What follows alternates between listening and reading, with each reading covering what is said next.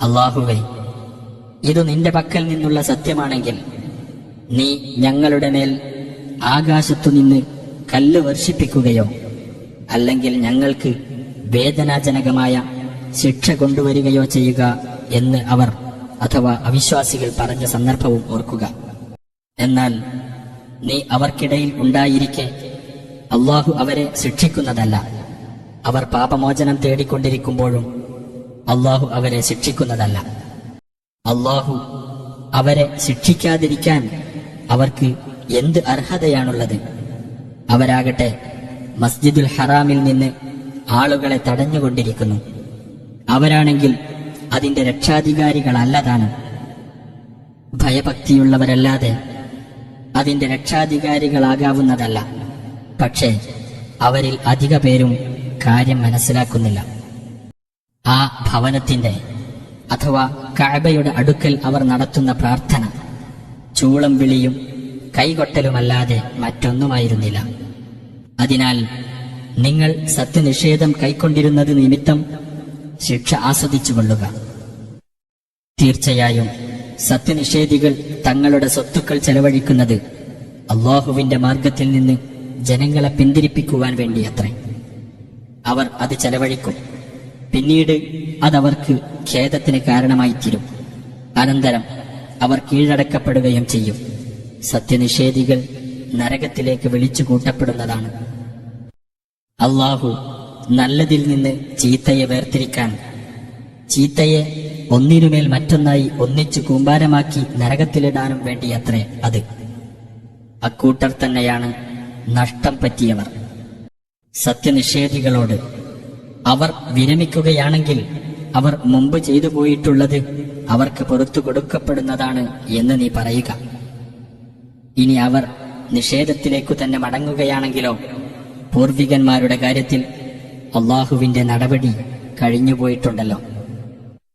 കുഴപ്പം ഇല്ലാതാവുകയും മതം മുഴുവൻ അല്ലാഹുവിന് വേണ്ടിയാകുകയും ചെയ്യുന്നതുവരെ നിങ്ങൾ അവരോട് യുദ്ധം ചെയ്യുക.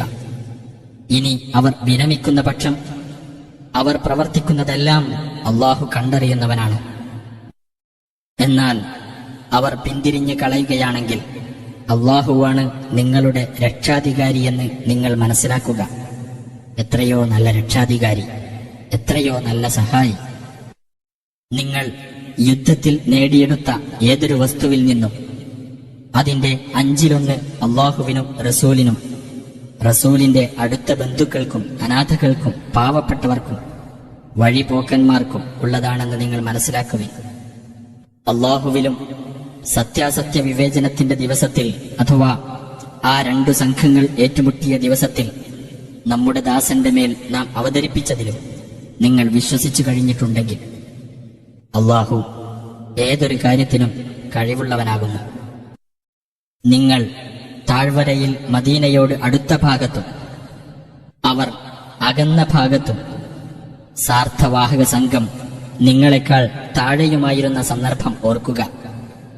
നിങ്ങൾ അന്യോന്യം പോരിന് നിശ്ചയിച്ചിരുന്നുവെങ്കിൽ നിങ്ങൾ ആ നിശ്ചയം നിറവേറ്റുന്നതിൽ ഭിന്നിക്കുമായിരുന്നു. പക്ഷേ ഉണ്ടാകേണ്ട ഒരു കാര്യം അല്ലാഹു നിർവഹിക്കുന്നതിനു വേണ്ടിയായിരുന്നു അത്. അതായത് നശിച്ചവർ വ്യക്തമായ തെളിവ് കണ്ടുകൊണ്ട് നശിക്കാനും ജീവിച്ചവർ വ്യക്തമായ തെളിവ് കണ്ടുകൊണ്ട് ജീവിക്കുവാനും വേണ്ടി. തീർച്ചയായും അല്ലാഹു എല്ലാം കേൾക്കുന്നവനും അറിയുന്നവനുമാകുന്നു. ശത്രുക്കളെ അല്ലാഹു നിനക്ക് നിന്റെ സ്വപ്നത്തിൽ കുറച്ചു പേർ മാത്രമായി കാണിച്ചു തന്നിരുന്ന സന്ദർഭം ഓർക്കുക. നിനക്ക് അവരെ അധികമായി കാണിച്ചിരുന്നെങ്കിൽ നിങ്ങളുടെ ധൈര്യം ക്ഷയിക്കുകയും കാര്യത്തിൽ നിങ്ങൾ ഭിന്നിക്കുകയും ചെയ്യുമായിരുന്നു. പക്ഷേ അല്ലാഹു രക്ഷിച്ചു. തീർച്ചയായും അവൻ ഹൃദയങ്ങളിലുള്ളത് അറിയുന്നവനാകുന്നു. നിങ്ങൾ കണ്ടുമുട്ടിയ സന്ദർഭത്തിൽ നിങ്ങളുടെ ദൃഷ്ടിയിൽ നിങ്ങൾക്ക് അവരെ അവൻ കുറച്ച് മാത്രമായി കാണിക്കുകയും അവരുടെ ദൃഷ്ടിയിൽ നിങ്ങളെ എണ്ണം കുറച്ച് കാണിക്കുകയും ചെയ്ത സന്ദർഭം ഓർക്കുക. നടക്കേണ്ടതായ ഒരു കാര്യം അല്ലാഹു നിർവഹിക്കുവാൻ വേണ്ടിയത്രേ അത്. അല്ലാഹുവിങ്കലേക്കാണ് കാര്യങ്ങൾ മടക്കപ്പെടുന്നത്. സത്യവിശ്വാസികളെ, നിങ്ങൾ ഒരു സൈന്യസംഘത്തെ കണ്ടുമുട്ടിയാൽ ഉറച്ചു നിൽക്കുകയും അല്ലാഹുവെ അധികമായി ഓർമ്മിക്കുകയും ചെയ്യുക. നിങ്ങൾ വിജയം പ്രാപിച്ചേക്കാം. അല്ലാഹുവേയും അവന്റെ ദൂതനെയും നിങ്ങൾ അനുസരിക്കുകയും ചെയ്യുക. നിങ്ങൾ ഭിന്നിച്ചു പോകരുത്. എങ്കിൽ നിങ്ങൾക്ക് ധൈര്യക്ഷയം നേരിടുകയും നിങ്ങളുടെ വീര്യം നശിച്ചു പോകുകയും ചെയ്യും. നിങ്ങൾ ക്ഷമിക്കുക. തീർച്ചയായും അല്ലാഹു ക്ഷമാശീലരുടെ കൂടെയാകുന്നു. ഗർവോടുകൂടിയും ജനങ്ങളെ കാണിക്കാൻ വേണ്ടിയും അല്ലാഹുവിന്റെ മാർഗത്തിൽ നിന്ന് ജനങ്ങളെ തടഞ്ഞു നിർത്താൻ വേണ്ടിയും തങ്ങളുടെ വീടുകളിൽ നിന്ന് ഇറങ്ങി പുറപ്പെട്ടവരെ പോലെ നിങ്ങളാകരുത്. അല്ലാഹു അവർ പ്രവർത്തിക്കുന്നതെല്ലാം സൂക്ഷ്മമായി അറിയുന്നവനാകുന്നു. ഇന്ന് ജനങ്ങളിൽ നിങ്ങളെ തോൽപ്പിക്കാൻ ആരും തന്നെയില്ല. തീർച്ചയായും ഞാൻ നിങ്ങളുടെ സംരക്ഷകനായിരിക്കും എന്ന് പറഞ്ഞുകൊണ്ട് പിശാച് അവർക്ക് അവരുടെ ചെയ്തികൾ ഭംഗിയായി തോന്നിച്ച സന്ദർഭവും ഓർക്കുക. അങ്ങനെ ആ 2 സംഘങ്ങൾ കണ്ടുമുട്ടിയപ്പോൾ എനിക്കു നിങ്ങളുമായി ഒരു ബന്ധവുമില്ല. തീർച്ചയായും നിങ്ങൾ കാണാത്ത പലതും ഞാൻ കാണുന്നുണ്ട്. തീർച്ചയായും ഞാൻ അല്ലാഹുവെ ഭയപ്പെടുന്നു. അല്ലാഹു കഠിനമായി ശിക്ഷിക്കുന്നവനത്രേ എന്ന് പറഞ്ഞുകൊണ്ട് ആ പിശാച് പിന്മാറിക്കളഞ്ഞു. ഈ കൂട്ടരെ അവരുടെ മതവിശ്വാസം വഞ്ചിച്ചു കളഞ്ഞിരിക്കുന്നു എന്ന് കപടവിശ്വാസികളും മനസ്സിൽ രോഗമുള്ളവരും പറഞ്ഞുകൊണ്ടിരുന്ന സന്ദർഭമത്രേ അത്. വല്ലവനും അല്ലാഹുവിന്റെ മേൽ ഭരമേൽപ്പിക്കുന്ന പക്ഷം തീർച്ചയായും അല്ലാഹു പ്രതാപിയും യുക്തിമാനുമാകുന്നു. സത്യനിഷേധികളുടെ മുഖങ്ങളിലും പിൻവശങ്ങളിലും അടിച്ചുകൊണ്ട് മലക്കുകൾ അവരെ മരിപ്പിക്കുന്ന സന്ദർഭം നീ കണ്ടിരുന്നുവെങ്കിൽ മലക്കുകൾ അവരോട് പറയും, ജ്വലിക്കുന്ന അഗ്നിയുടെ ശിക്ഷ നിങ്ങൾ ആസ്വദിച്ചു കൊള്ളുക. നിങ്ങളുടെ കൈകൾ മുൻകൂട്ടി ചെയ്തു വെച്ചത് നിമിത്തമത്രേ അത്. അല്ലാഹു അടിമകളോട് ഒട്ടും അനീതി കാണിക്കുന്നവനല്ല എന്നതിനാലും.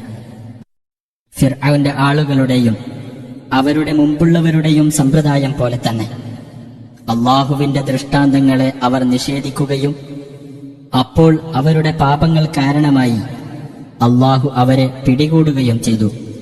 തീർച്ചയായും അല്ലാഹു ശക്തനും കഠിനമായി ശിക്ഷിക്കുന്നവനുമാണ്.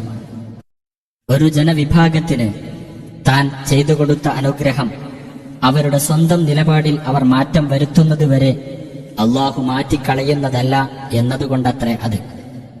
അല്ലാഹു എല്ലാം കേൾക്കുന്നവനും അറിയുന്നവനുമാണ് എന്നതുകൊണ്ടും. ഫിർഔന്റെ ആളുകളുടെയും അവരുടെ മുമ്പുള്ളവരുടെയും സമ്പ്രദായം പോലെ തന്നെ അവർ അവരുടെ രക്ഷിതാവിന്റെ ദൃഷ്ടാന്തങ്ങൾ നിഷേധിച്ചു തള്ളുകയും അപ്പോൾ അവരുടെ പാപങ്ങൾ കാരണമായി നാം അവരെ നശിപ്പിക്കുകയും ചെയ്തു.